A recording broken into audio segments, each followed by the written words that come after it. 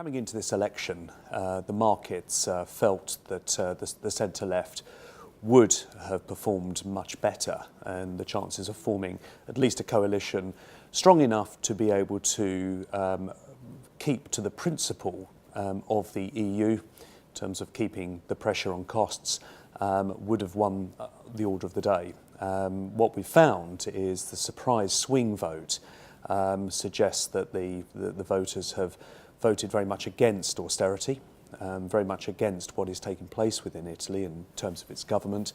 So we have a surprise hung parliament, and one which looks very difficult to try and resolve over the course of the next few weeks in terms of a government that can prove to be stable going forward.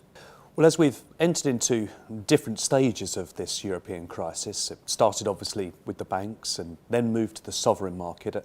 And at each stage, governments have moved to try and deal with those particular issues. But what this election is proving to us is that the markets are now moving towards a further stage, and that this is political instability. We've had very long periods now of economic tough conditions, recessions, and keeping really the foot on the neck of austerity. And what we're now starting to see is that voters are starting to vote against that. They want something different. They want growth. They want stimulus. They want money coming into the system. And I think the surprise feature of the Italian election is how far they've moved the vote to that type of offering. Now, is this going to herald a new period of instability for Europe? We don't know, but we do need to respect the fact that this vote could translate further throughout Europe. Obviously, we have elections coming forward in Germany later this year. And as each stage you try to deal with the problems become bigger and bigger.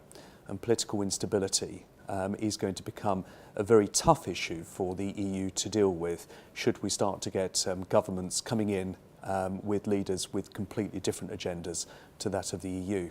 I think it's generally accepted that the current framework in how the EU was put together is too restrictive. What we've learnt over the course of the last decade is that moving towards a common currency has certainly benefited some countries enormously, and it's hurt other countries enormously. And the process that we're going through at the moment is a period of competitive readjustment, which is hurting particularly southern European countries very hard indeed, in order to try and sort of maintain the discipline to keep the structure together. Now, what political instability does is it starts to seriously question whether the EU is right in the way that it is going forward, and trying to keep everybody together in a structure that is patently wrongly designed in the first place. And the only cover-up that is allowing this all to continue is just trillions of euros of central bank support in order to keep markets stabilised while this adjustment takes place. But if we find that we enter into a phase where different countries have different agendas, it looks just increasingly likely or unlikely that that stability and that union can continue in the current form.